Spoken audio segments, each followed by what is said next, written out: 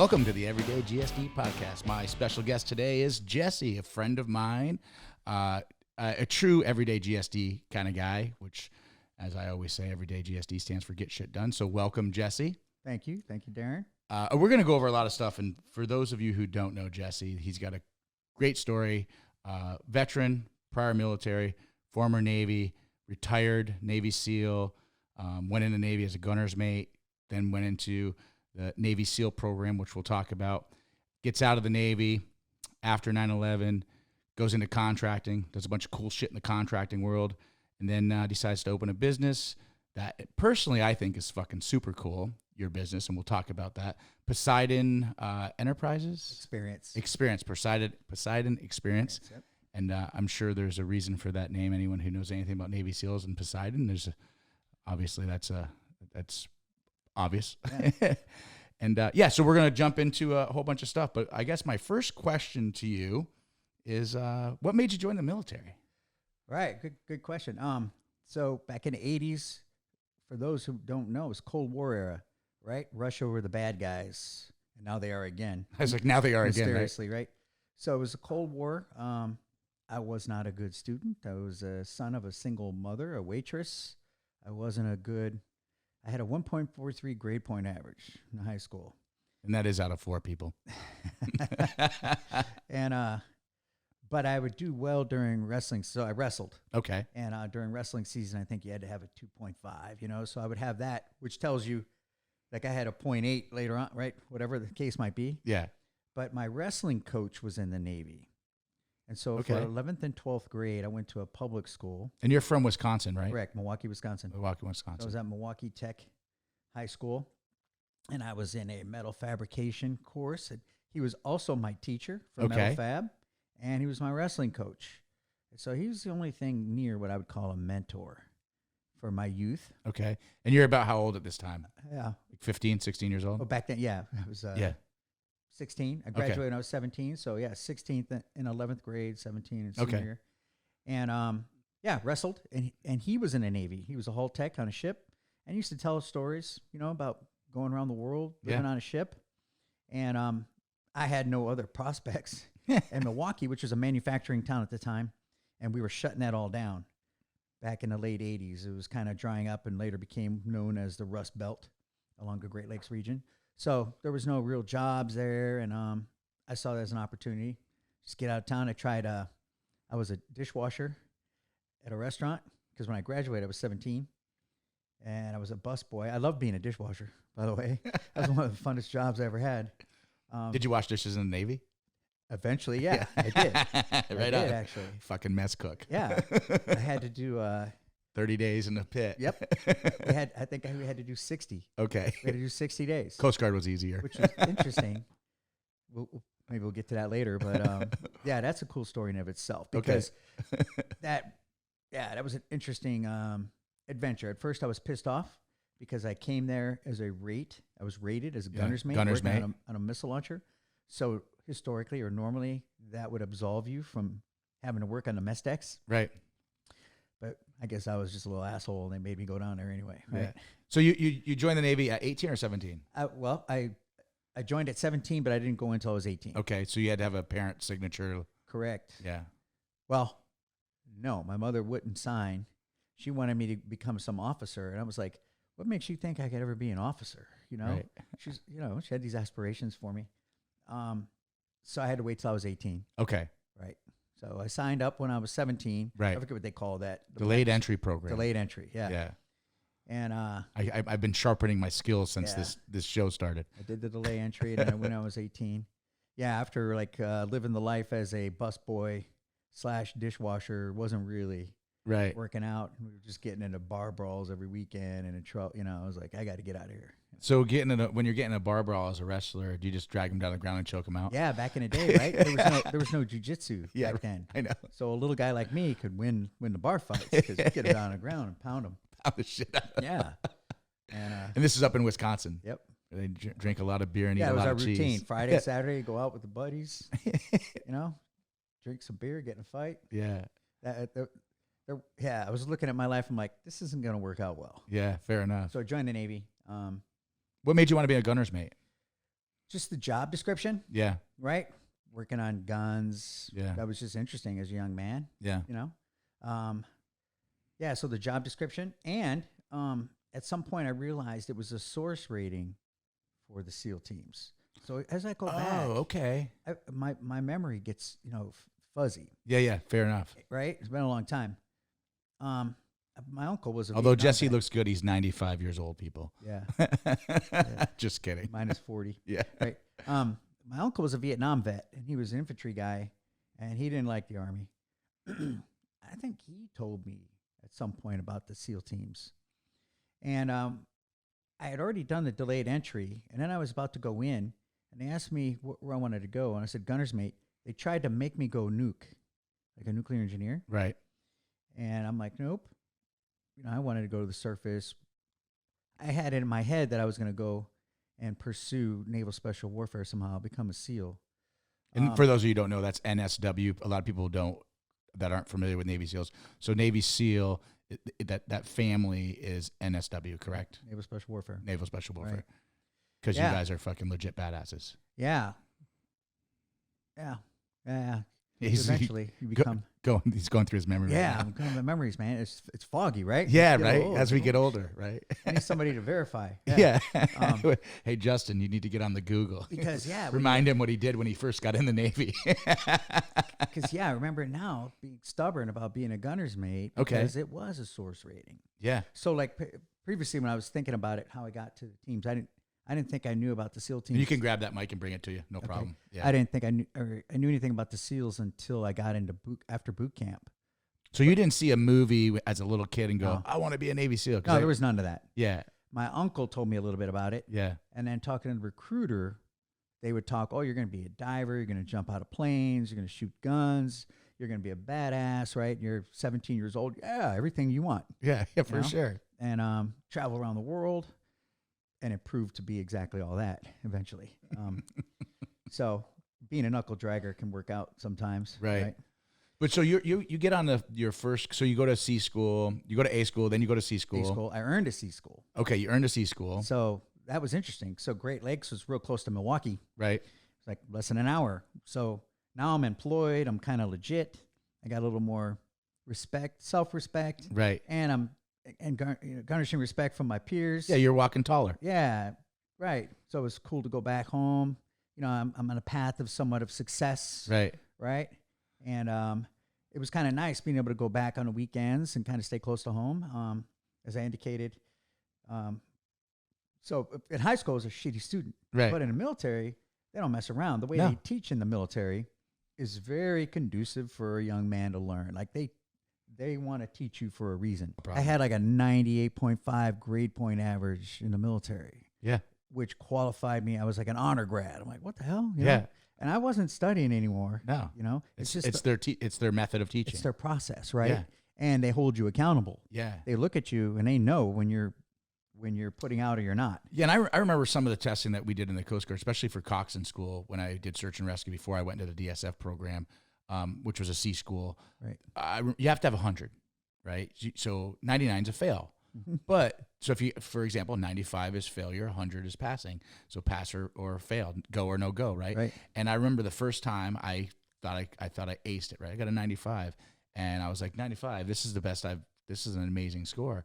And the instructor, and I've said this story to people a bunch of times, but I said to the instructor, I was like, I got a 95. Like, that's a fucking pass.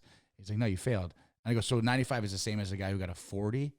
And he goes, how about this? He goes, you're in an airplane, and the pilot is an awesome student. He got a 95 in his course. Are you going to fly with him? I'm like, absolutely, I'm going to fly with him.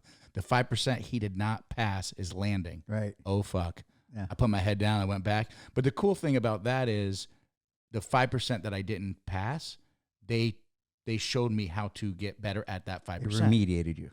Yeah. Yes. And so then when I don't have to go back and do all the other bullshit. Right. Like in school, in college or in high school, you get a 75. They're like, here's your score. You're like, what the fuck is this? Yeah, live with it. Yeah. Live with it. There's no remediation. There's no objective to really teach you. Correct. It's just something, it's some process. Right. Some meat wheel process, right? Yeah. And Yeah, funny. That's what I've experienced in higher education as well. Yeah, and we'll talk about that later because I'm impressed that you're going for your global masters. Right, global masters in business management. Yeah, Right. We'll talk about that in a little bit. Yeah. So that it highlighted how effective the military is about teaching, because their objective is they want you to be able to do the damn job, and they want you to do it well. Right, attention to detail, get it done. Right, know what you're doing, be able to GSD. talk about it. Get shit done, right? When you're on that ship in the middle of the night, in the middle of the Indian Ocean, there's nobody there to help you. No. You need to figure it out. You need to have paid attention during training, because now we're not training. Now it's the real deal. Yeah. You need to be able to break out those schematics, figure out what's going wrong, and get that thing up. Yeah. Which was cool. Yeah. Yes. And so you're in. So you, if I remember correctly, you went in around 1985. Correct. And April 85. So you're 5-6 years in. How long did it take you before when you're on the ship doing your regular duties and you're like, you know what, I want to be a Navy SEAL. So I want to go into I want to go to BUDS. So once I took that sea school, right, I became an honor grad, right? I'm like, oh wow, I'm an honor grad, and they offered me the sea school. So only 2 kids from the class out of like 40 were offered a sea school. I'll say that again in case you didn't hear that too. 2 out of 40, right, made it. And I'm like, okay, cool. And I took this sea school, which was working on a Mark 11 missile launcher, right? So it was another 6 months in Great Lakes. So I'm also close to home. I'm getting a little extra rank, a little more. I'm walking a little taller. Yeah. But then like 2 weeks after I took it, I found out that I had a 42-month obligation to the fleet that came with that sea school. Oh. Right? But the SEAL teams back then required 24 months, minimum 2 years in the Navy before you could apply. So when I found out there was a 42-month minimum, I asked to be relieved from that. And they looked at me and they were like, if you don't take this sea school, we're going to send you to the fleet with a needle gun, and you're going to be a bosun mate non-rate, blah, blah, blah, right? Yeah. They were just bullshitting me. Yeah. But I fell for it. So anyway, I did the sea school. So I was obligated for like, I think 39 or 42 months, a little over 3 years. Like so you're on a destroyer. Out of San Diego. Robinson? The Robinson. Robinson. Without an N, yeah. Robinson. Yeah. DDG-12. So you're on this ship, and obviously I've been on a bunch of Navy ships because we would deploy off Navy ships. The food often isn't the best. However, some is good. Depends on what ship you're on. Yep. Workout, physical fitness conditions, some are good, some are very poor. Mm-hmm. So, you've got 5 years, 4+ years on the ship. How are you training? 4 years, yeah, I had 4 years. No, none. I was on a destroyer. Yeah. There's nowhere to really train. We had like this week-old weight rack up on the top. But to your point about like the food, it all depends on the culture of that ship. Correct. So the Navy has a culture, and there's like a ship shape, but I was lucky, man. I was on this little destroyer, and you said little destroyer? Yeah, there's only 300 guys on there. Yeah. It's 500 feet. Yeah, it's 500. Yeah, we talked about that. I thought it was 300. We looked it up. It's 500, which is small, right? Yeah. Well, in the small Navy world. Yeah. And but we had a really tight crew. Like everybody did their job. Everybody took pride in it, and the cooks too. And on the West Coast, you have the benefit of the Filipinos, right? Yeah. And a lot of times the Filipinos are your cooks, and man, those guys can cook. Yeah. Treat them well. So the ship's out of San Diego. Correct. Yeah. Yeah. Okay. So yeah. Unless you haven't been resupplied in a long time, you have pretty good chow. Right. It wasn't horrible. So you're eating good. Moments. Yeah, there was moments, but but as far as working out, nothing. None. I never had any workouts. And so to your original question, when did I go and apply? At about the 3-year mark or whatever, when I kind of calculated I could get out of there, I put in an application, never heard anything back. About a year later, I did a second one, never heard anything back. I had done 3 deployments with that ship to the Indian Ocean, Persian Gulf. And then we were in dry dock, and we were refurbishing the ship. You repaint, really cool. It's a really cool experience. But I was doing some. I was in dry dock one. I liked it. Yeah, right. Yeah. It was interesting. Yeah, right? Yeah. You see the ship all dry, and holes being cut in it and repainted, and I was just watching them. Sandblast it and paint it. I'm like, wow, that's cool. I don't want to do it, but it's cool. Right. And so they assigned me to some logistic bullshit detail where I had to go to this dark, dusty World War II fucking giant hangar. I was all by myself in this place with the exception of one guy, and it was this supply lieutenant. And J.J. Gracio, I remembered his name. Holy shit. So he was in there, and this guy was happy, nice guy, treated me nice. I was like an E5 at the time. He was really cool to me. He was a lieutenant. I was just taking microfish from the ship. So you were already in E5, so you made rank pretty quick. So you're second class. This was 4 years, yeah. Yeah, 4 but I years mean, because a lot of times in the Navy, yeah, it's hard sometimes. I've noticed because there's so many people going for that job. You could be a hard charger as a gunner's mate, but when you take your test and you're service-wide, all of a sudden you're like, 700 on a list and they're taking 200 people or whatever. Yeah. So that's already an example of you getting shit done. You're like, you know what? I'm making rank. I'm going to keep charging even though I haven't been accepted into the SEAL program yet. Right. Because that's what I really want to do. Yeah. I enjoyed the job. I enjoyed being on that ship, but I knew I wasn't going to stay in the fleet, I met JJ, and JJ was going to Buds in like a month. And somehow in our conversation, we figured this out. And I told him, yeah, man, I always wanted to go, but they never took me. And he was like, well, my uncle is a diving motivator. His uncle was a SEAL, and he was like a senior chief. So his uncle, so this is in the late 80s, and he's talking about this his is 89. 89. Right. So his uncle was like one of the original frogmen, probably. He was up there. Yeah. He had to be. His name was Don Gracia. He was a senior chief at that time. Yeah. And I bet he was badass. Yeah, well, he was, he must have been, yeah, right? I respected him, right? I went over there, and he made me do like an initial screening, which I have to back up, right? When I was in boot camp, I screened for Buds in A school, and I failed to swim. So I came from the ghetto in Milwaukee, swimming with my fellow little ghetto gangsters, and I was better than them. That wasn't saying much. Right. I wasn't up to snuff, right?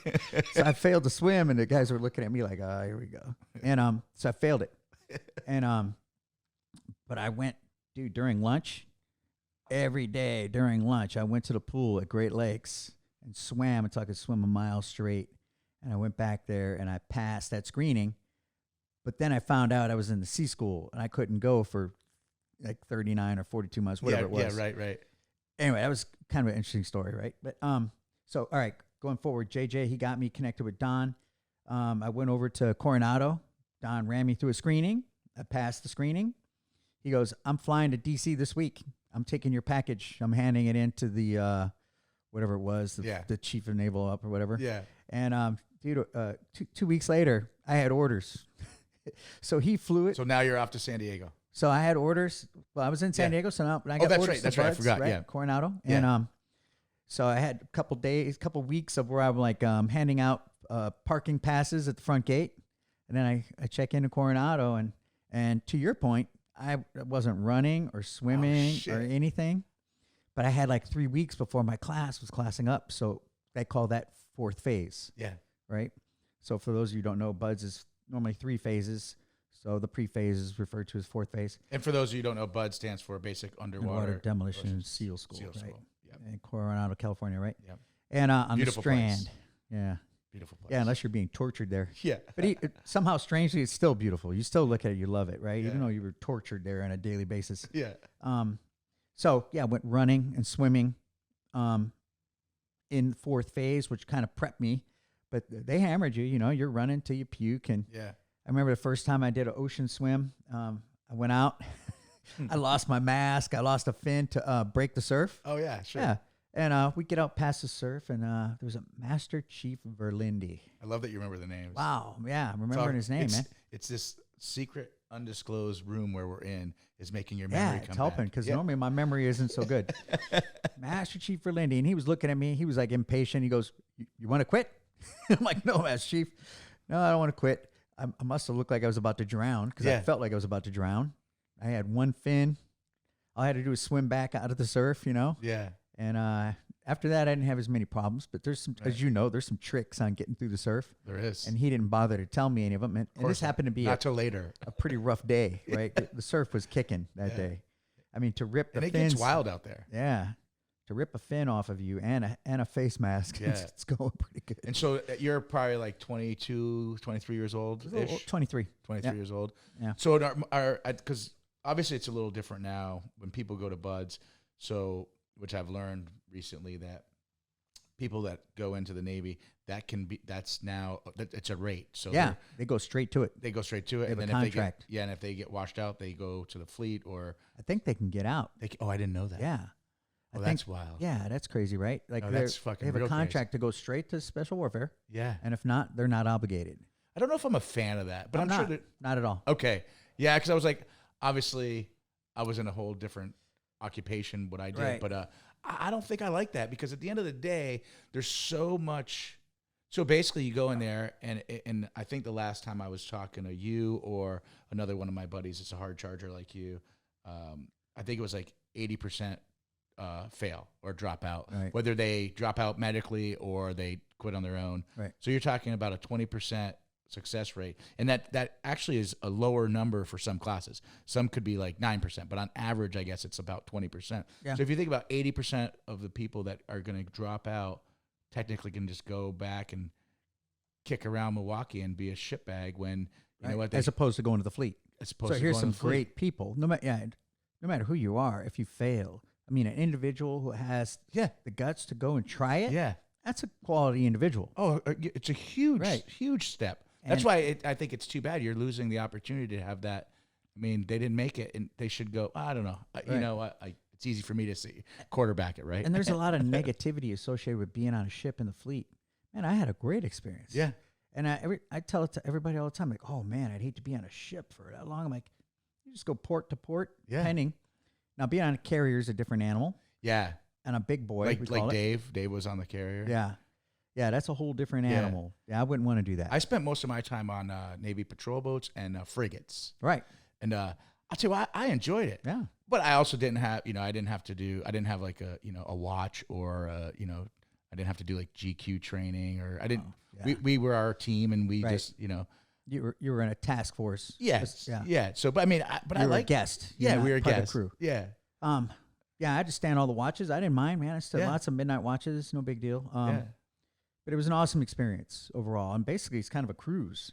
And we called them cruises. Yeah. You're going to Hawaii, and you're going to the Philippines. You're going to Thailand, Japan, Singapore, Malaysia, Australia. Were you one of the guys that traded your duty days? So when you made sure when you were in port, never had to, because later on I was part of the special security team. Okay, yeah, right, because we had nuclear weapons capable. Right. So we had a nuclear security team that was SSET, SSEW, and we were trained by SEALs, which was cool. So we were trained. So you're getting to see these guys in action. Yeah. And you're like, we were trained. I'm on my way, guys. Yeah, and tactics and weapons, and they were cool dudes, right? Yeah. And so they trained us how to respond, which, by the way, the emphasis was on use of force. So because you're in close proximity to your shipmates, right, and an admiral can walk up, you had to know who was going to come in the exclusionary, who wasn't. Right. And it was outstanding use of force training in that we knew exactly what to do when. At least we were very confident. Yeah. And I'll kind of confident and capable. Yes. And it was really interesting. So because of that, I was on what we call 5-section duty. Okay. Normally sailors are on 3-section duty, which means every 3 days you have to be on the ship 24 hours if you're in port. Yep. 5-section duty, it's every 5 days.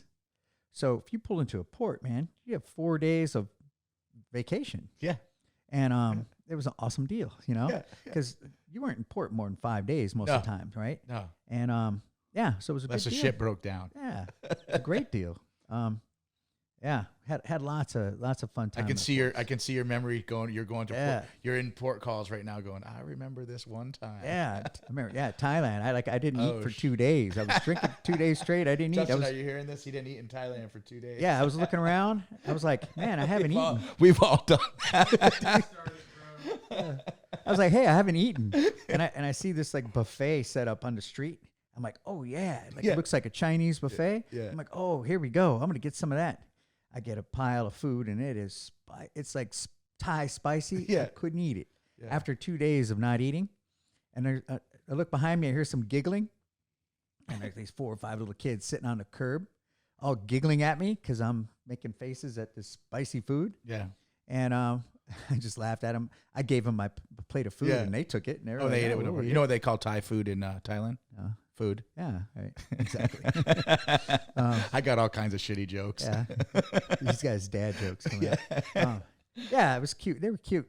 You know, they were smiling. Anybody who's been in Thailand, the culture there, the people, they just have this way of smiling. Spent a lot of time there. Yeah. They have this way of smiling at you, and they're just really open and gracious. It's really, really interesting.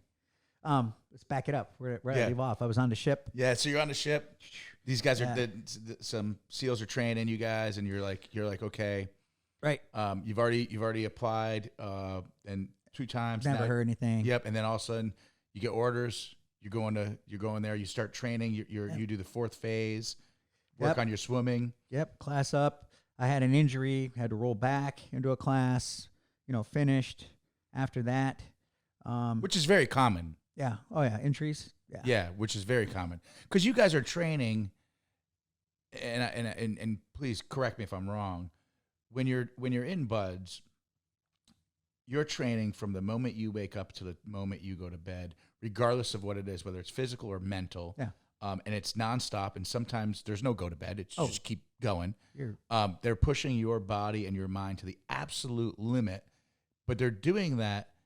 Like, I joke and say in boot camp, they want to break you down to build you up. That's not what they're doing in BUD/S. Well, they are. Well, they are, but they're same concept. Same concept, but at a much. You can't.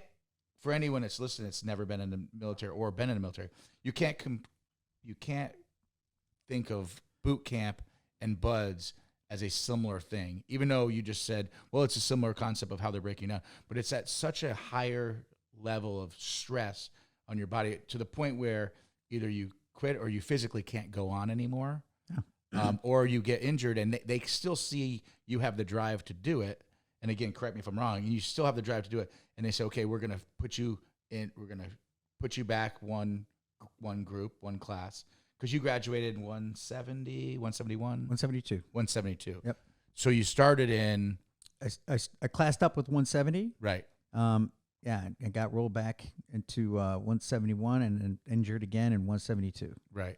But what's interesting, to your point, is that your head's on a swivel every second. Every second. There's no rest, because even when you're in a classroom, somebody comes in, you got to address them correctly. They're always watching you. You're going to drop down with your swim buddy. I mean, yeah, you're never turned off.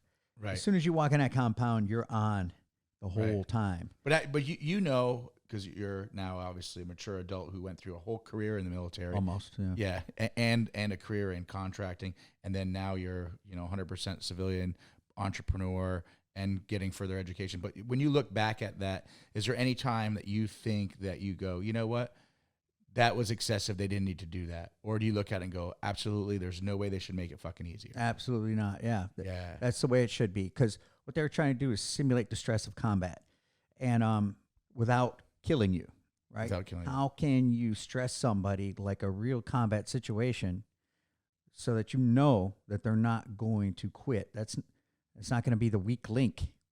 And a lot of people think, oh, yeah, they trained you to be that. Like, nope, you're already that before you got there. Right. They just verified that you were a SEAL, right? Or whatever other operators, whatever special operator. Yeah. Because there's badass, solid dudes all over the world. Yeah.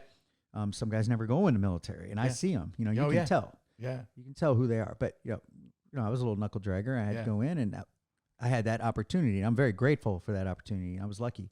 But to your point, yeah. And that whole time, even with my my failures, if you will, never once did I think of quitting, even in Hell Week. Like, a lot of people say, a lot of guys, I hear them say they thought about quitting. And I was an enlisted guy, but I was a boat crew leader. So I was a Smurf boat crew leader. Smurf? Remember I said that to you? Yeah. But I was the tallest guy. Yeah. And Are you allowed to talk about Hell Week? Because that's no one knows what that is. I think today a lot more people know about it, and I think the reason people know about it, obviously, from more documentaries, and there in today's world, like I think 20 years ago there was this a mystery, right, of what the training is like, and What I'm asking is, are you actually allowed to yeah. Yeah. Yeah, I they have movies on it now, which I think is horrible. Yeah. And that's what we were kind of getting at. Yeah. Historically, there was a 2-year requirement in the fleet before you could qualify for Naval Special Warfare, and now you can go directly. And I think that was a mistake, because you could see the difference, like in the maturity. There's still great guys that can come in directly. Absolutely, I'm not saying they're less quality, but the overall, there's a difference. Right. But the whole military's changed. Yeah. Unfortunately, and when they created videos of that, in my opinion, they're defeating the purpose. But when you say the whole military change, and I'm going to jump in on it because I say this all the time. So when I was in, the older people were saying, "Oh, you got it lucky," right? And then as we get older, we say, "Oh, you have it lucky." And obviously, it's always changing. But the concept about the change is trying to make it better, trying to make the actual organization a better organization.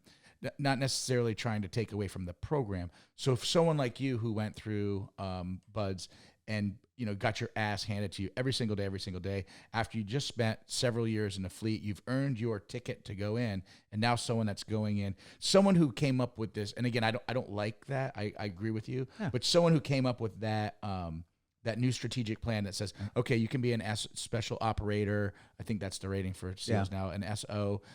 SEAL operator. Is that what it is? SEAL operator? Okay. I think. Yeah, probably. But I don't know. Yeah, and so. Because that came just after I got out. Yeah, someone put a plan together, right? Because I've talked to corporate. Yeah, I remember. Tui was the CEO at SEAL Team 4. Yeah, he had this SEAL 2000 vision, right? That had all these changes that I completely disagree with.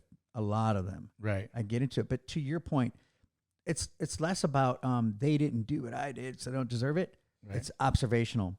So, like, for instance, when I went on a ship as a SEAL, man, I would look around all these sailors, and I had nothing but respect for them. And I knew who to go talk to, and I treated them with respect, and they responded in kind, right? Right. And some of these new guys who didn't have that experience would look down on them, and they had this derogatory term that used to piss me off. They'd call them shoes, and referring to a black shoe. So the Navy kind of has a little, I didn't say it a lot, but they refer to, there's a brown shoe, a white shoe, and a black shoe Navy. Okay. Right? The brown shoes was aviation, the black shoes was the fleet, and the white shoes were like the higher up officers. Right. I don't even if that's correct entirely. Yeah. But it was kind of a derogatory comment, and I would hear some guys who weren't in the fleet refer to fleet sailors as black shoes. And I would tell you, any guy who does their job well, and back then, on a ship, you were held to a standard. Yeah. There was no slacking. There's long work days. Yeah.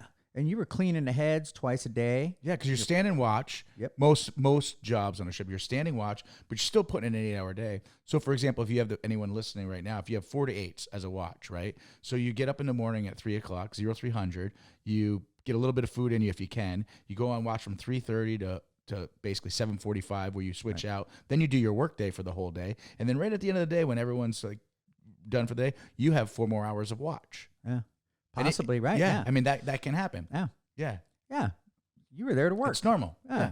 And got shit done. You got shit done. Yeah. And GSD, baby, every day. Yeah, and nobody complained. Yeah. When they said, hey, working party, show up. There's a helicopter coming. It's bringing goods. You showed up. And the military changed, and we're going to jump ahead a little bit. The military obviously changed drastically 9/11. My story with what happened when it went for me for 9/11. But so you're a SEAL. 9/11 happens, and so you're going from doing operational stuff throughout the world and a lot of training, because that's one thing that I know in the community, special operations community, constantly training to be better at what you do. And all of a sudden the towers get hit, it's fucking go time. Right. So and by this time you're probably, because you were an E5. I'm an E7 now. Yeah. When those towers got hit. So you were a chief. Yeah. Yeah. Which, by the way, the chief runs the fucking military. Yeah. Chief runs the Navy. The chiefs do run the Navy. Yeah. And the Coast Guard. And if they're good chiefs, it's with a really healthy relationship with their officers, right? A really good communication. Those are the most successful, which I wasn't a good chief. I didn't have good leadership skills. I think it's important to back up. Justin was talking about Hell Week a little bit. So obviously you're curious.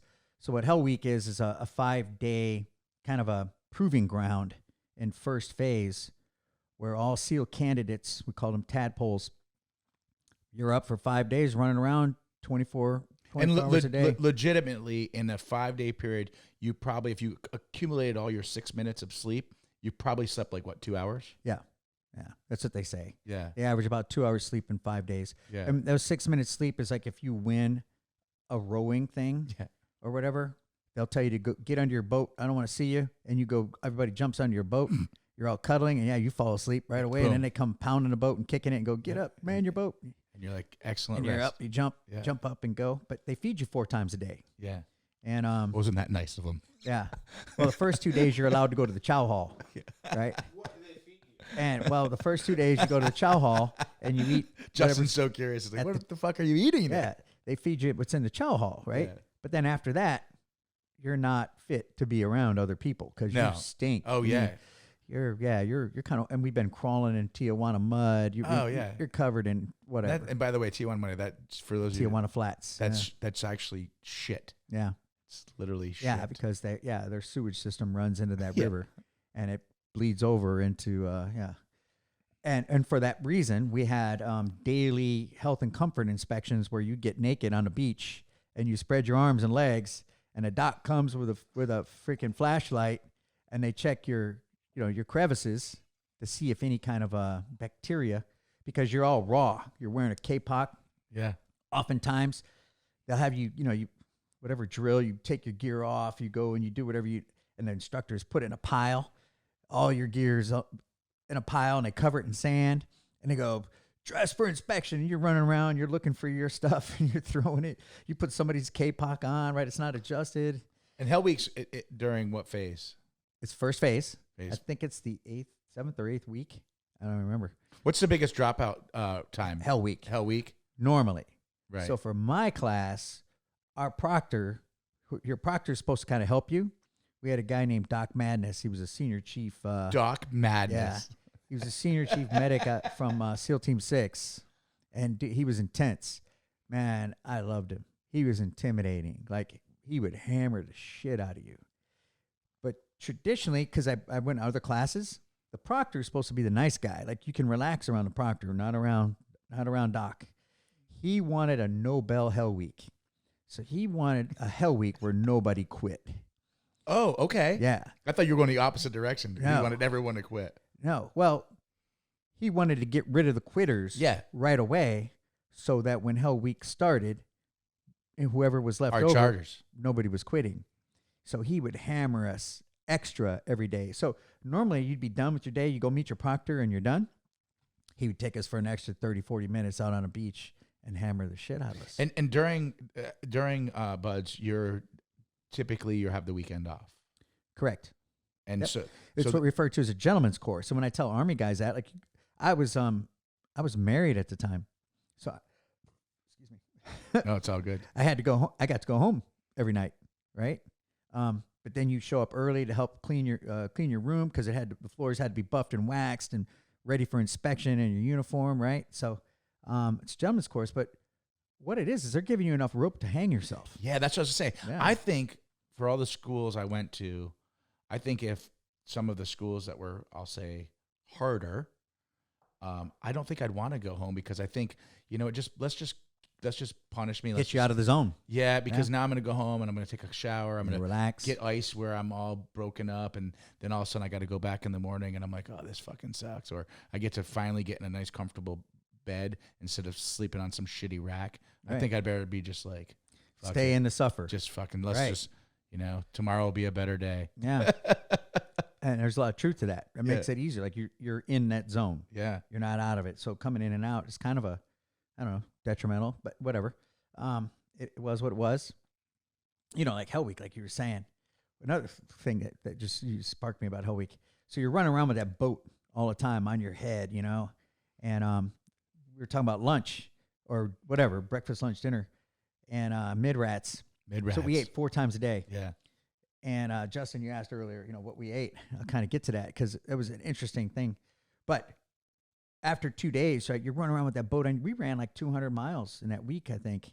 Somebody did an estimate. Oh, that does not surprise me at all. With the boat on your head. Yeah, with a fucking boat on your head. Like 200. And by the way, these boats aren't light. Right. Just because they're a little rubber, rigid hull, inflatable boat. But I mean, with water in them. Yeah, they're they fucking can be heavy. like 250, 300 pounds. Yeah, constantly above you. And we only had 5 guys. How's your shoulders? In the end, yeah, my shoulders are wrecked. Yeah. Maybe we'll talk about stem cell. Justin wants to talk about that. Yeah, that'd be. Oh, yeah, that'd be. Yeah, we should talk about that. Actually. So we'd go to lunch, and you kind of relax, and it's quiet, and you're eating, and it's funny. Like on Tuesday or maybe Wednesday morning, we got to go to the chow hall. You're seeing guys' heads collapse on the table because they're falling asleep while they're eating. But you go out, and you have a wound on your head from that thing. Yeah, rash. And it kind of scabs up during lunch or whatever chow you're eating. And you come out and get that boat on your head, and at first it's irritating, but then all of a sudden that scab breaks and you get a little trickle of blood down your forehead, and you're like, oh, okay. Yeah, it gets numb. Yeah.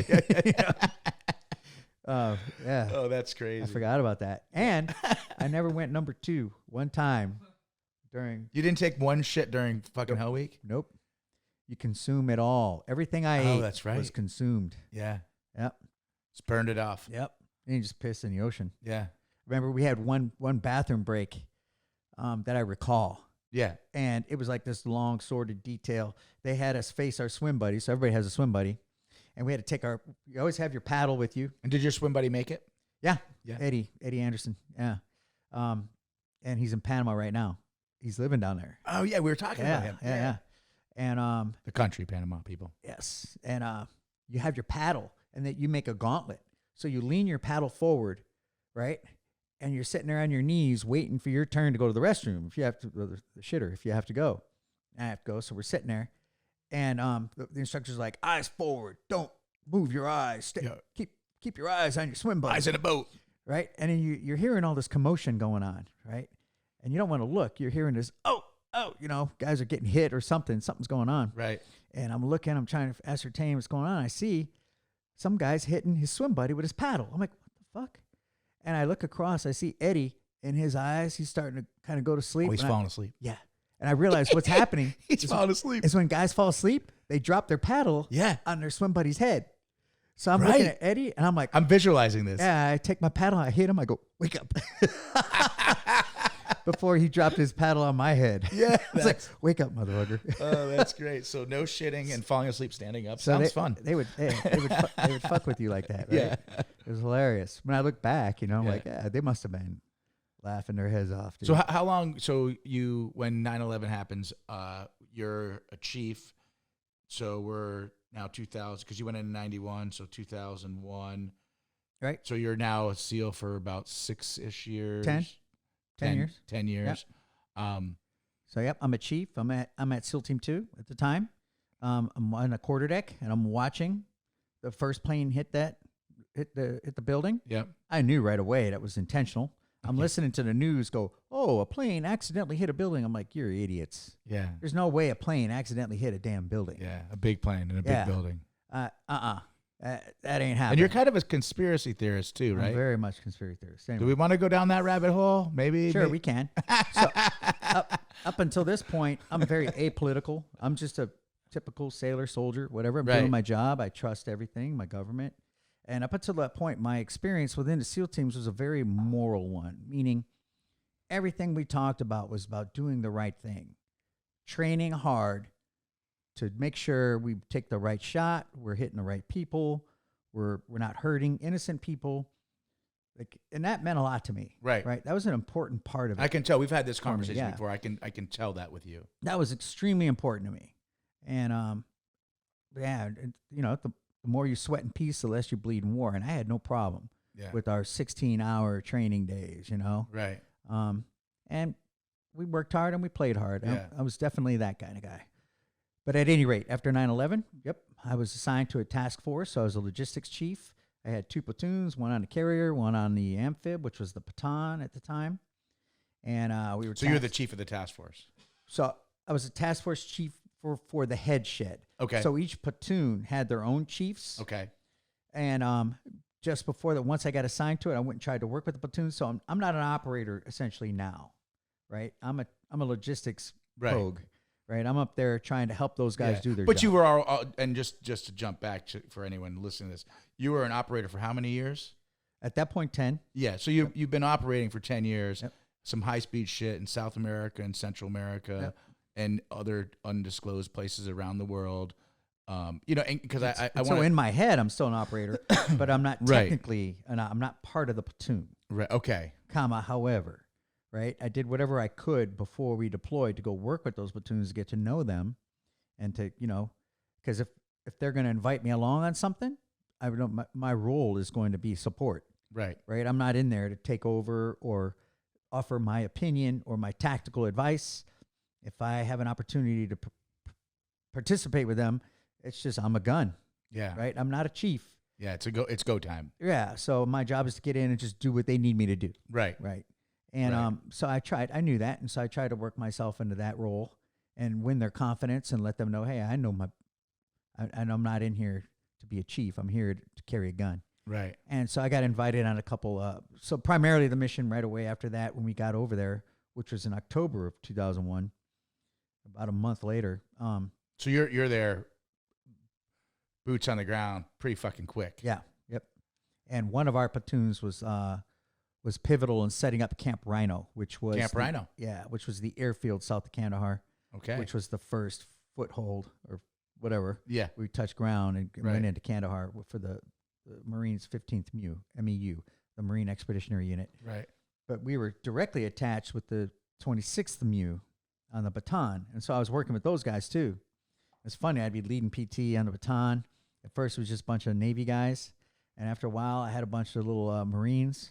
I like how you said little Marines. Yeah, they're my little buddies. We would do some badass little PTs. I had a rope set up, and there was a steep ramp. We'd be doing buddy carries, and we got to the point where we were doing PT till somebody puked. Yeah.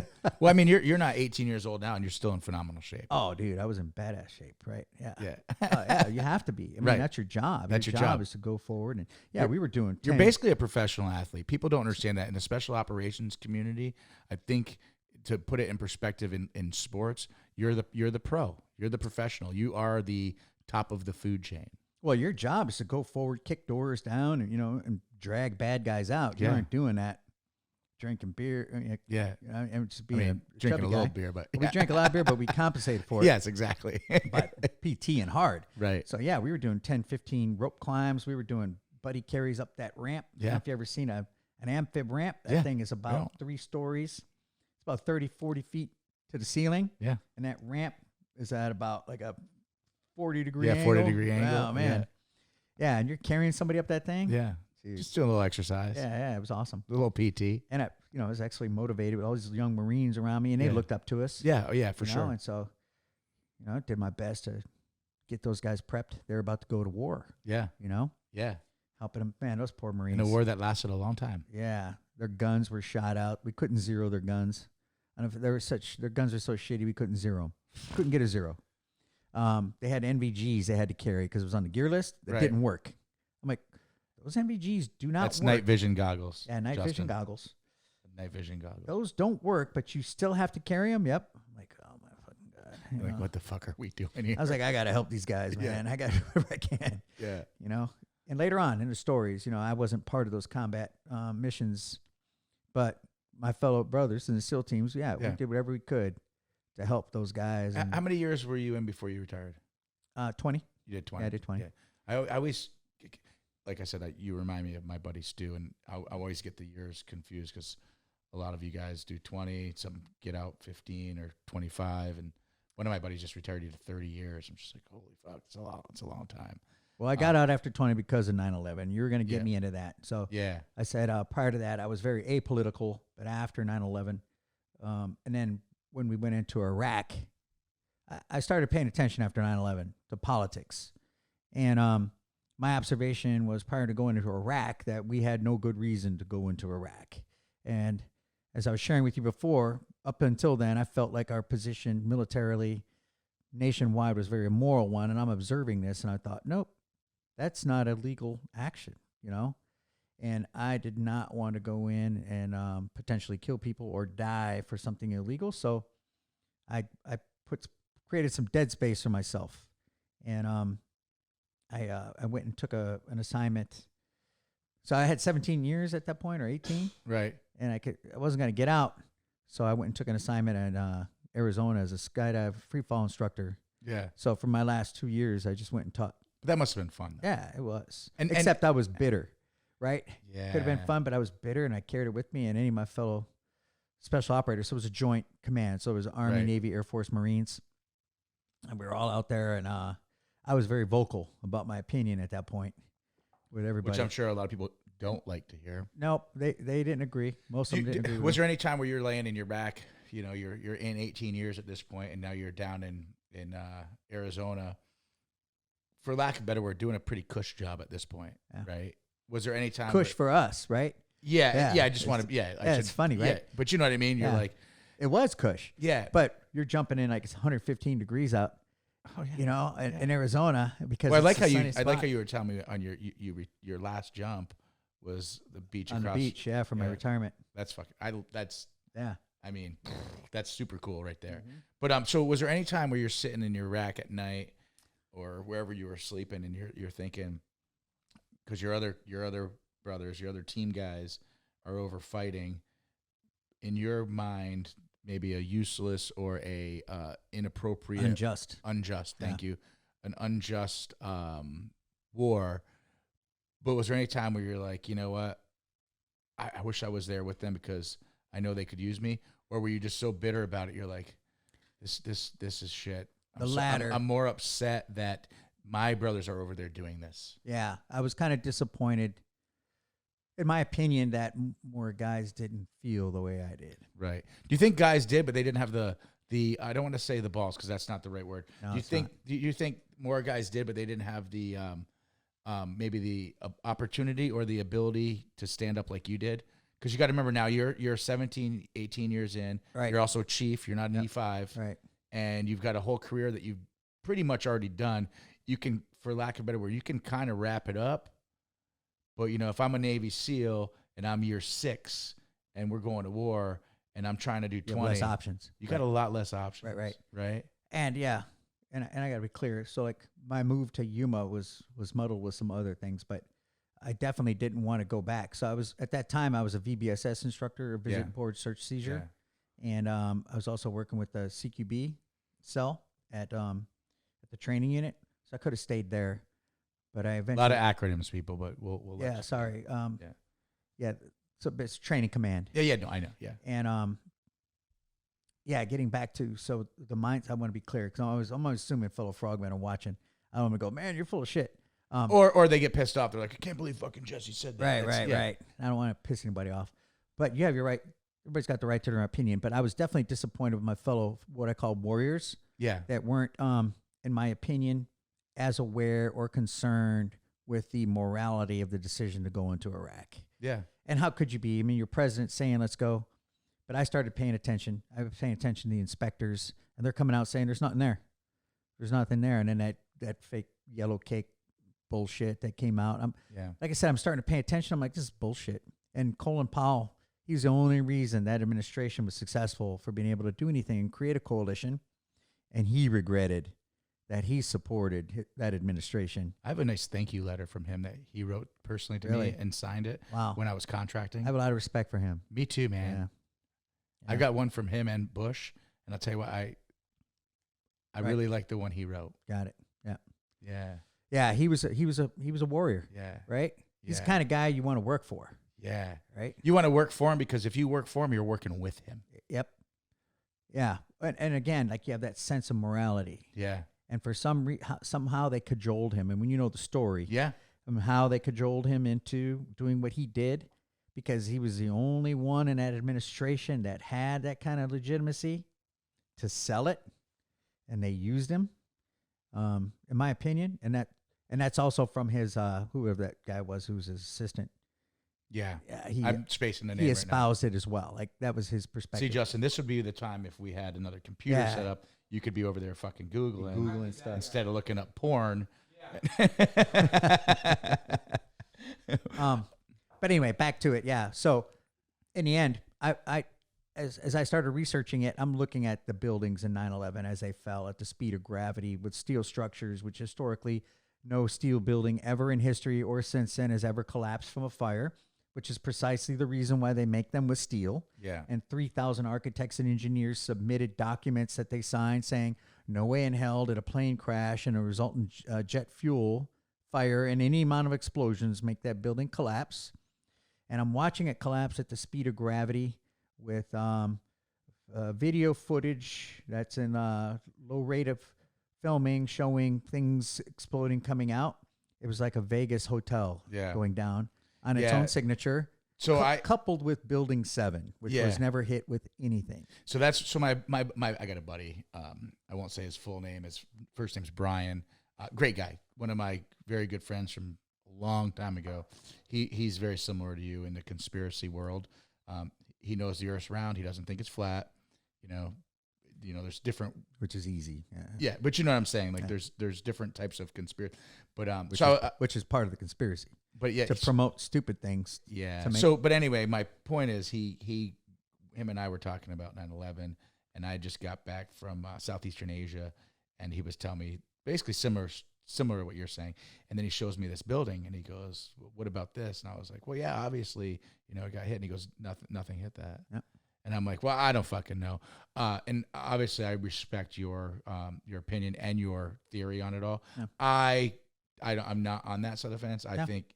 I think this shit happened, but also at the same time, I think I'm the person who I don't want to dig in deeper on the conspiracy side of it. Because you don't want to believe that. Because I don't want to believe it. And I don't want to believe it because. And I didn't want to believe it. Yeah. And I respect you tremendously. And I have more respect for you when I hear, you're an operator, you're a fucking Navy SEAL at this point, 18 years in, and you're making a decision that you don't want to go and do something that is set on a pretense that is not in your feeling, in your heart,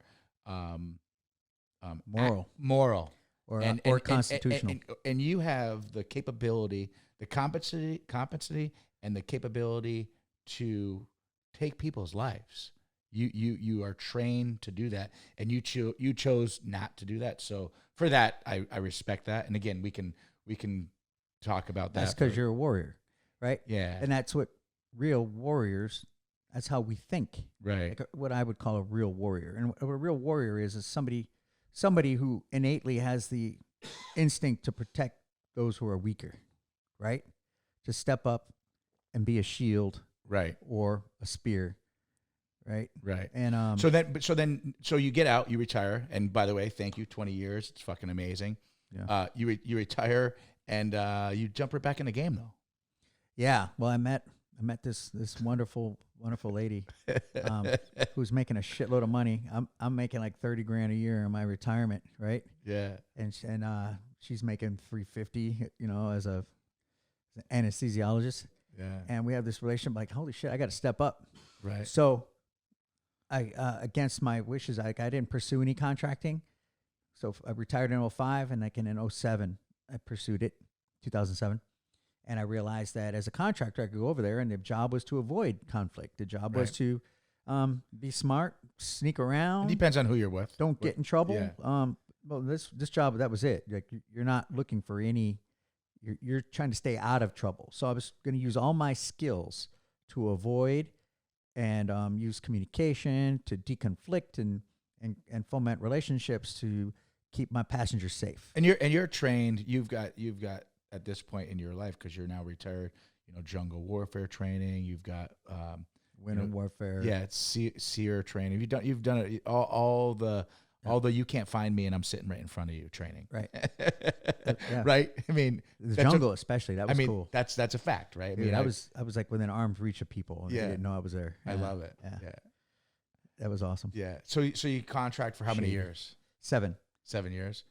And we don't need to say the name of the company that you contracted for. It doesn't matter. Like I started with, they're outspoken. It's not a secret who I work for, but I started with Blackwater for a little bit, and that's when they started their trouble. Yeah. And so the president of Blackwater, Gary Jackson, I actually worked for him at SEAL Team 4. Great guy. He's the kind of guy who gets shit done. Yeah. You want to talk about get shit done? Gary Jackson. And that's why he was the president over there. Yeah. And was it Pierce? Who owns it? That was Eric Prince. Prince, not Pierce. Prince. Yep. Eric Prince. Yeah. And he married that girl from the Carolinas with all the money, right? Isn't that how? No, actually, his family from Michigan he inherited his money. Okay, That's my understanding. Yeah, I thought it was he married. Which, by the way, he came to my shop here with his buddy from Bud's. Oh, really? He visited me, yeah. And I came in for a day, and my intent was to show him how I was using this to train people. I think they came in, and they just kind of came in to have some fun. I don't think he really understood the application. He kind of reached out to me afterwards because he had a lot of contacts in the Middle East. Yeah.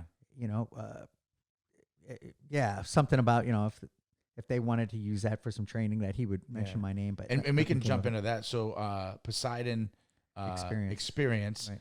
is, I'm going to say simulation, yes, but that's what it is. But at a different level, because fortunately I was a guest. You had myself and my wife there. Right. And it was super cool. I was not expecting that because the simulation training that I've done years ago sucked. It sucked. Yeah. I mean, legit, it sucked. Yeah.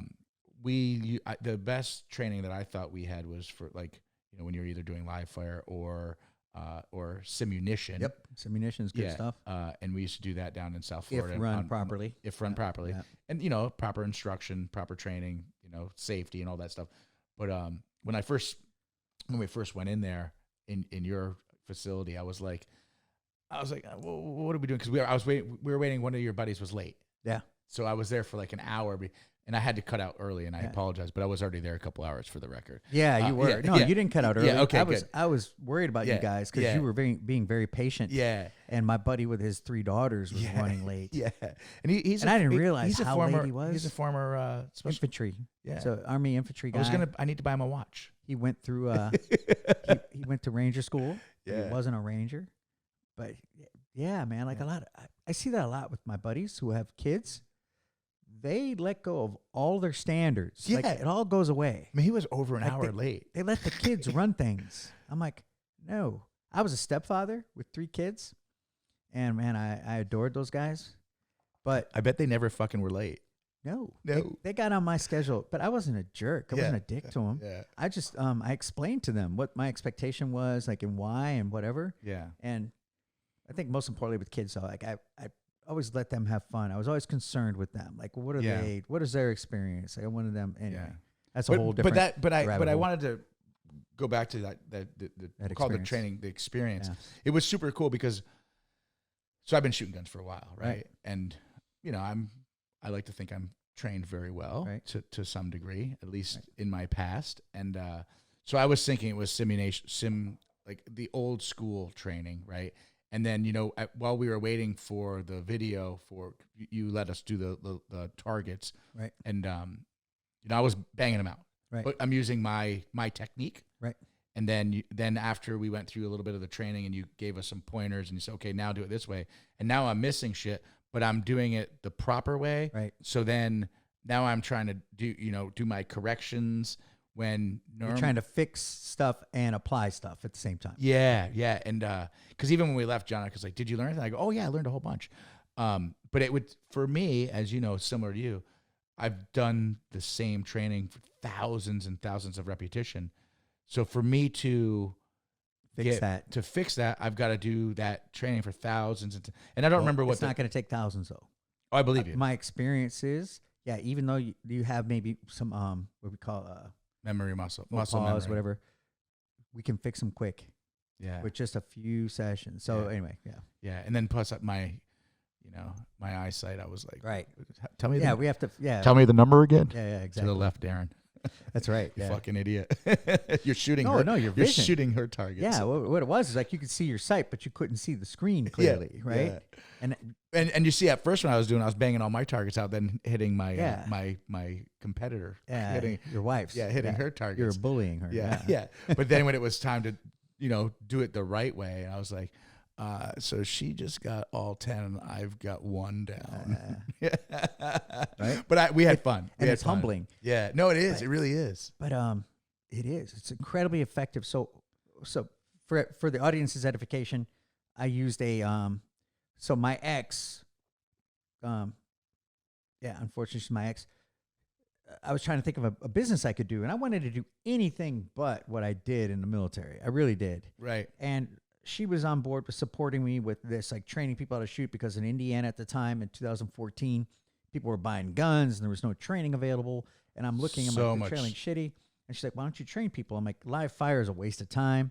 Like, unless you got a shitload of money and a lot of time, you're not going to accomplish anything. I don't want to just take people's money and say, oh, thank you. You know, I want people to have skills. Like, I want to be able to accomplish something. I'm not just about making money, right? And then she came up with an idea. Well, why don't you use a simulator or something she came up with? I'm like, okay, I didn't think about that. And I started researching it. And then she and I traveled around the country. We went to Ann Arbor, and then we went to Colorado, and we went down to Phoenix and Tempe. And there's 3 different manufacturers that I visited. And I decided on the Milo range, which is out of Ann Arbor, Michigan. Okay. And that technology was initiated from race car simulators, but it evolved into airplane simulators, tank simulators, all kinds of simulation training options. But what they do is they build systems designed to support law enforcement for the most part and military for use of force training. I think every law enforcement agency, well, in the country, but I'm going to say just because I live right here in Indiana, right? The local police here should be hiring you, and because you can make that portable. I know that. Yep. They should be hiring you at a contract quarterly. They should be doing refresher training. And I'm not saying that and believe me, you know, I'm a huge supporter of the police. Yep. I'm not saying that they're not. We know the real deal. We can see what's effective, what isn't. And man, because that was good. And they'll even admit it. They'll admit that their way of training with a firearm is not, like in the beginning, they go to the academy to get some good training. Yeah. But then it tapers off. The budgets don't enable them. Yeah. The timing. Right? It's time, money, resources. They got to work their shift. And it's like, who's training them? Yeah.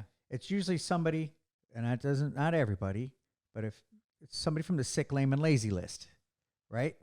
It's not your top guy. Yeah. That's going to be there training. You know, that one top guy that's listening to this is pissed right now, but it's not many. But if you're the top guy that's doing the training, hey, man, good on you. And you know you are. Justin's shaking his fucking head. But you also know that there's some guys on the sick, lame, and lazy list that get into those positions, right? And a lot of these law enforcement agencies do use this, but they use it for use of force training, which is the scenarios. And for that application, I'll give it a 2 on a 10 scale, right? It's a good idea, doesn't work. If somebody who's really a badass instructor can go in there and augment it, it might get to a 5, right? Maybe even higher, I don't know. But from my observation when I was watching, so when we talk about use of force, it's the decision to use force in a scenario under stress. So say that again. I heard you. It's a decision to use force under stress. I think that's key. Right? And getting back to what I was talking about earlier, when I was a nuclear watch detail, we went through extreme training in that, like a lot. Right. And a lot of scenarios, and it was really clear. And I don't see that with law enforcement today. And if you are doing it, I apologize, but I have a lot of law enforcement friends. Well, no, I don't think you need to apologize because there's a lot of people not doing it. Yeah. So and the people that are doing it, look at all the all the bad shootings we see, right? And I have a lot of law enforcement friends who confirm this. They agree that they don't get enough training, especially with live fire. They get a certain amount of rounds. They go shoot some silly qualification course, and you qualified.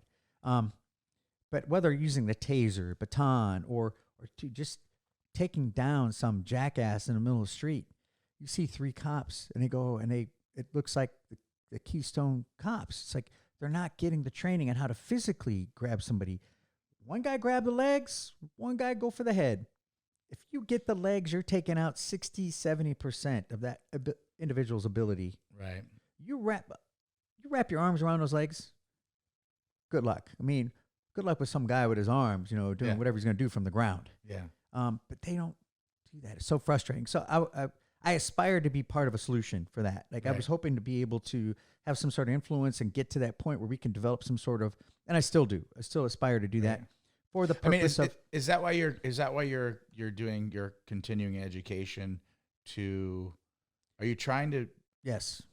Are you trying to take this business to another level in another day? Yes. At another time. Right. But that requires leadership, right? Yeah. It requires the ability to communicate and not piss people off or put them, and I got to be careful of that because I walk in like the thing about the SEAL team is all about brutal honesty. You just walked in and go, "Yeah, motherfuckers, we're gonna do this. Let's do it." Yeah. Hey, you fucked up. I fucked up. Shit. Yeah, you are a shitbird. How can I do it better? Right? And they'll go, "Okay, let's do it better. Do it again. Do it again. Do it again." But you fucked up. Yeah. Most cultures, work environments don't support that. Yeah. And I have to let that go. You go, Yeah. Okay, you can't do it that way. But how can I help them? Because in order to have a civilized society, you have to have a very effective police force. Right. Right. The people have to respect them, and they have to respect the people, in order to have true harmony, like what we aspire to have. Right. And that's gone away, man. It's gone away in our lifetime. In the 80s, it was there. I remember a lot of times when I was a little shithead, little teenager, drinking beer at the lakefront. At the age of 15, 16, the police would roll up, and we're scrambling to get rid of our beer, and the cops would just roll up. And I'd say, "Yes, sir. No, sir." And they go, "Pour your beer out." If I get a meeting, if I can set up a meeting with you and someone in the city here, like a decision maker, or at least for you to give a presentation of what you're doing, that would help? Or are you at the point where you're like, I don't want to do that. I'd rather, like, what I guess what's the that can't hurt. But what I want to first do is get a team of law enforcement guys together, and I have about 4 or 5 that have agreed to work with me, and kind of wrangle through the psychology. What's the resistance? How do you break through the resistance? Because we have a very dysfunctional. Our whole government's dysfunctional. But I mean, you've ran upwards around 5,000 people, plus or minus, through this simulation. I'm going to call it a system. Yeah. Right. Successfully, those individuals have left your facility with better skill set and are in a better position in life to protect themselves or protect people around themselves if they're going to carry a weapon and continue with ongoing training. Yes. Is that an accurate statement? Well, somewhat. So when I say 5,000, I had 5,000 customers. Probably 3,000 of them were corporate, meaning it was team building. And the whole objective of that was just to bring them together. Well, just in case teach them skills, somewhat like what you experienced. Well, in case for someone's fucking fact checker there, over 2,000 people are better with a personal defense weapon today because they went through your training.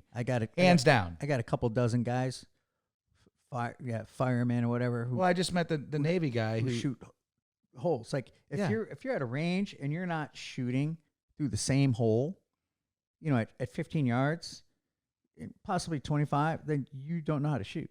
Well, I just met the Navy guy that was at the training. He'd done it years ago. Yeah. Tyler. Yeah, great kid. Tyler Reed. And I shouldn't say kid. I mean, I say kid. 'Cause, he's a kid, right? He's a fucking kid. Yeah, he's a fucking kid, right? He's like, what, 26 years old? Okay. And he's still shitting high school chow. Yeah. He's still shitting high school chow.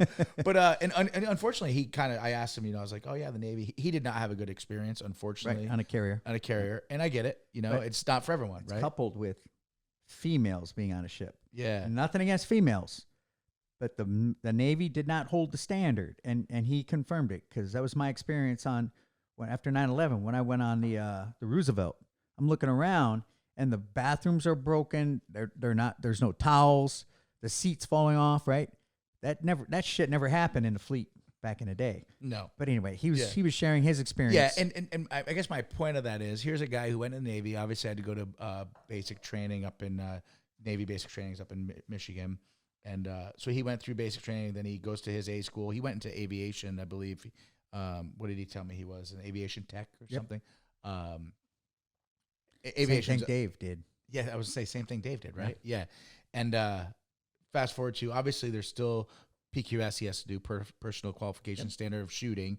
But then he comes back, 6 years later, and he's in your simulator, and he's doing shit like he did 6 years ago, which is better than what he just learned. It was impressive, wasn't it? Yeah, it was really good. He was smooth.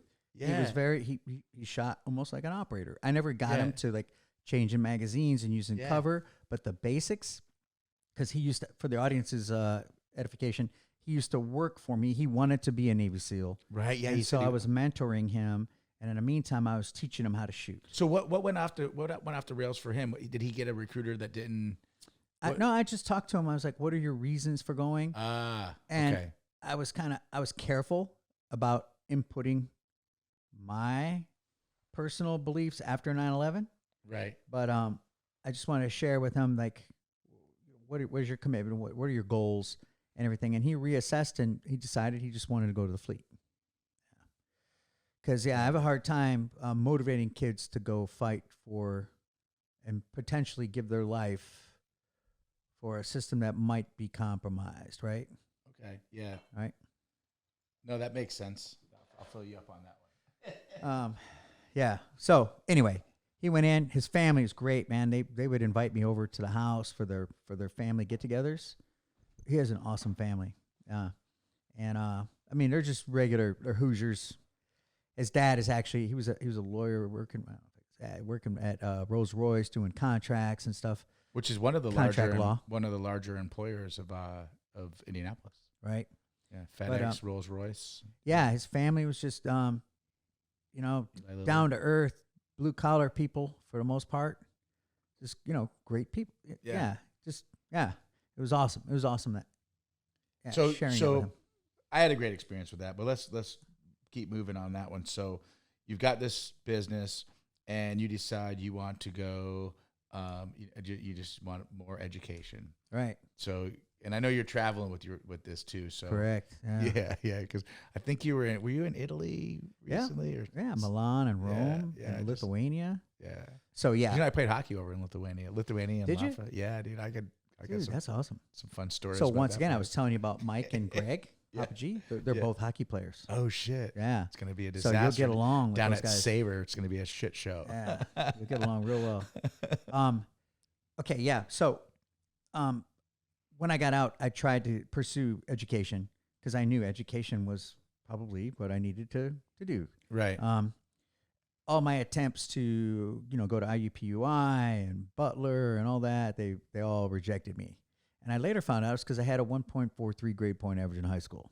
And they were all telling me, go to some community college or whatever. This is while you're in?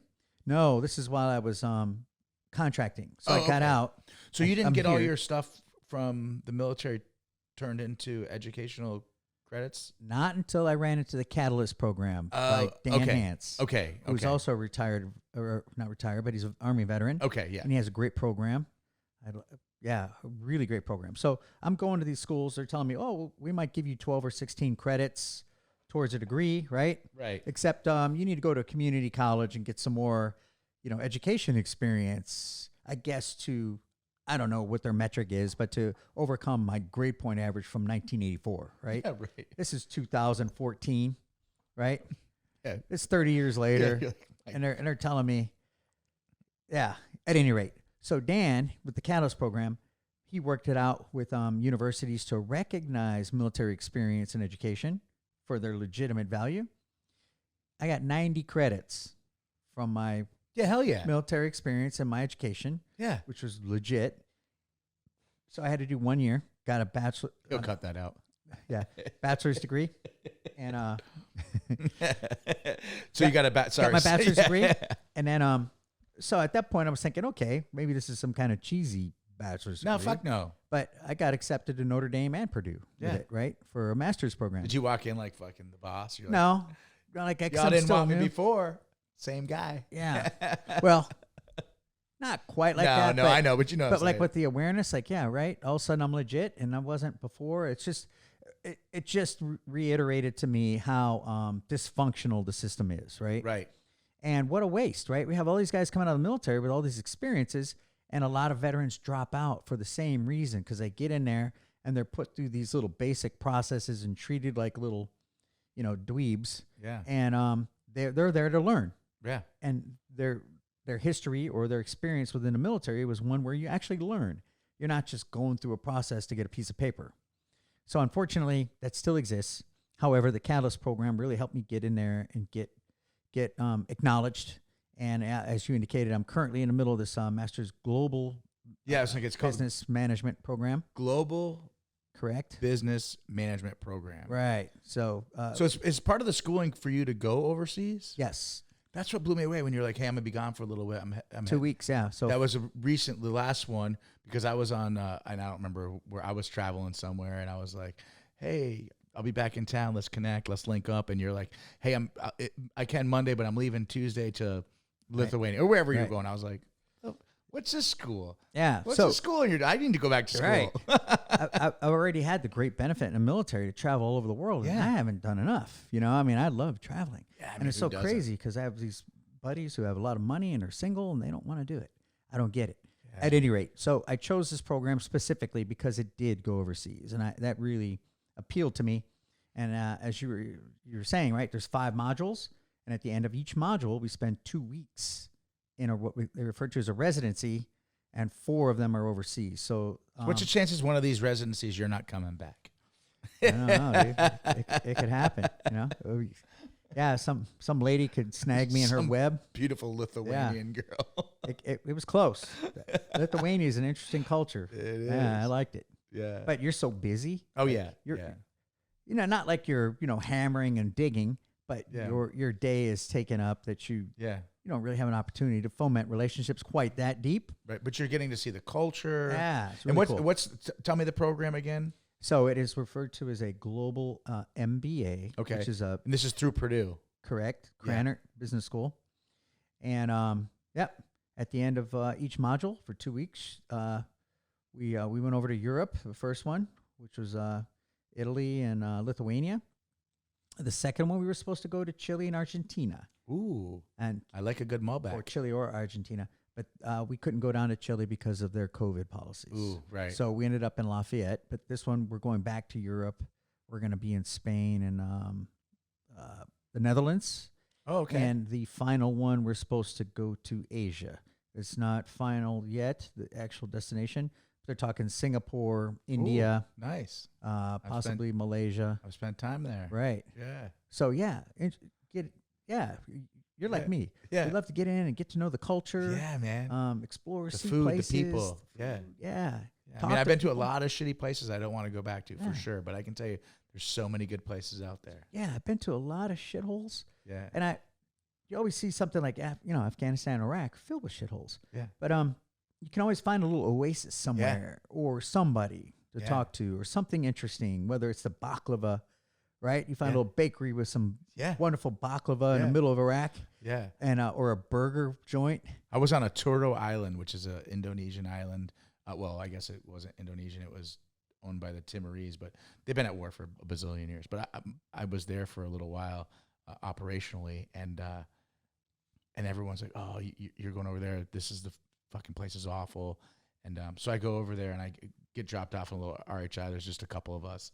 We got all our gear, and we go to this one spot, and Justin's just looking. Look at Justin. He's intrigued over there. He's like, yeah. So we drop off all our shit, and I'm like, okay. This little girl comes up. She's probably like 10 years old, doesn't speak English at all, and she's got fresh bread. Right. And I'm like, huh. So I take the bread, and then she's like, follow me. Yeah. And she brings us the hook. Yeah. The hook. She brings us to almost right where we're going to be sleeping. Great little business people. Yeah. She brings us right to where she doesn't know where we're going to be, but we know where we're going to be. And I'll tell you what, every fucking morning I got up, and I'm not even first thing you did. Oh, hell yeah. Yeah. You had a routine already, right? Man, it was amazing. Yeah. This was, and like they made the bread, I think, while I was sleeping. And every day we'd wake up and then they realized we ate more than they did. So they made a little more. They made a little more. Because I'd go in there, I was like, I'm going to take it all. You sold out today. Yeah. You were showing me your Honduran door, man. Like we were in Honduras, and we were in this little airfield in Trujillo Bay, like in the middle of nowhere. And there was this little breakfast joint. And we would go there, and there was people, I don't know, this place was shady. I don't know why people from around the world were coming in there. It wasn't big. It maybe sat like 12 people. They had this wonderful little breakfast in there, and they made this little sauce with the eggs and the beans and the tortillas and the rice. And I'm Mexican. Yeah, I grew up eating tortillas and beans and rice. Heaven. And I loved it. Yeah, it was heaven. I'm like, are you kidding? And it was like $4. Yeah. Like I'm here. That was expensive there, right? Every morning. It's so good. I was there. And there was one little bar, little Bahia, run by some former CIA dude. He was a shady bastard. I had malaria. I would bring in. You had malaria? No, he did. Oh. He would suffer from bouts of malaria. Anyway, I don't know why I spotted that, but I remember him, struggling through that. But at any rate, so it was a lot of expats. I would come down there with my boombox. I brought my boombox back then. Remember when you had those little boomboxes? Exactly. Yeah. And I would play music, and I had we had a board, a paper. And I would write the lyrics to the songs. Yeah. Like a flip chart. Yeah, flip chart. Yeah. And everybody in the bar would be singing the songs with us. We'd bring up a tune in there. It was hilarious, man. The little things, right? So right. You're in this little shithole country. The mosquitoes were thick. You were. If you they don't bite you. They come by and punch you in the face. Yeah. If you breathe too heavy, you're going to get a mouthful of mosquitoes. Yeah. But you find little ways to enjoy where you're at, right? Really cool. So what's next for you? Your goal is to graduate.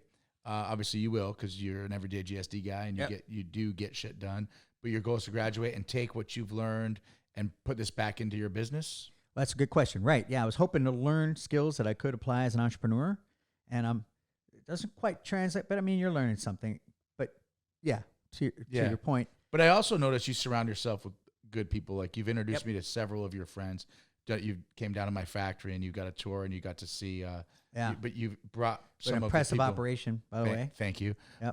But you bring your national chimney. Bring smart people to your party and surround yourselves with them. So I think what you're doing by getting this more education and then continuing to surround yourself will only make you continue to be more successful. And I'm excited for you, man. Yeah, that's the goal, right? Yeah. But that's the cool thing, like in the military. Like we found cool people. Whether it's that little girl who was bringing you bread. Bringing me bread. Isn't it amazing how good bread? Like in Germany, they had great bread. Yeah. In Afghanistan, I remember I used to drive around on my own. I remember watching. One day I saw this guy with a wheelbarrow, and it was full of bread. And he was going across the street in front of me. I'm like, where the hell is this guy with this dirty wheelbarrow?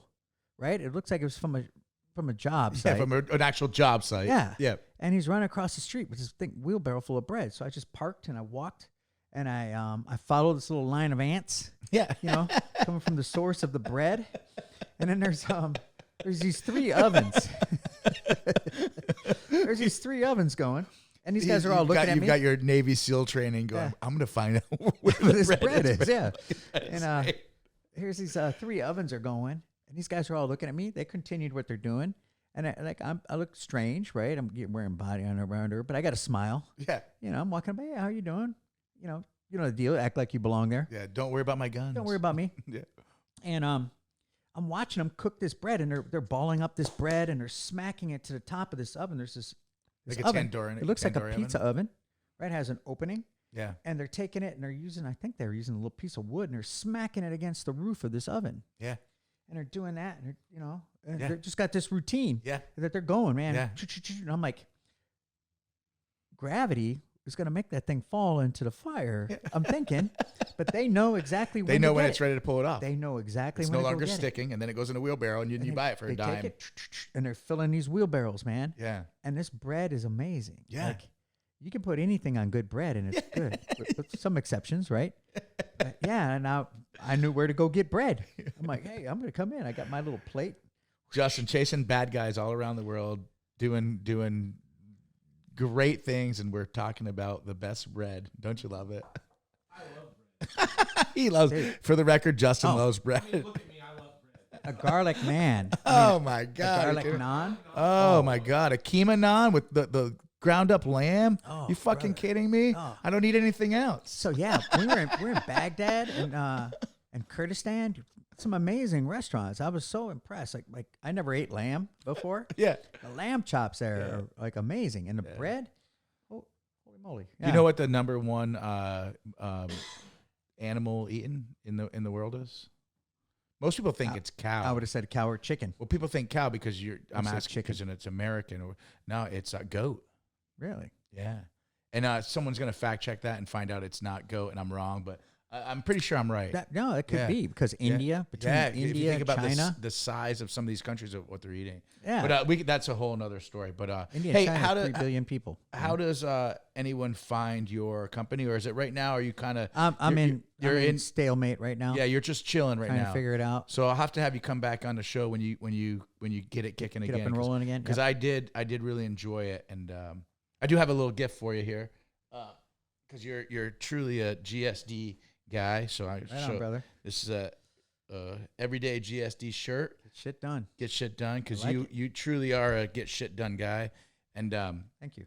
I want to thank you for coming on the show. I had a blast. I know the listeners are going to love to hear your story, and I know we could probably talk for hours. And, and I drink wine. And drink more wine. I think what we'll have to do your is wife comes and bangs on the door. Yeah, right. She's like, I didn't know you were in the house. Yeah. But no, I want to thank you. I appreciate everything you did for our country, everything you've done for our country, and everything that you do in our community. You're truly a good dude, and I'm honored to call you a friend, and you're a true GSD guy. So hopefully I can have you back on the show when you get when you finalize your education, we'll call it, and then you get your business back going. I'm excited. But thank you, brother. Awesome. I appreciate you. Ditto. Yes. And that's why I came. Yeah, thank you. Yeah.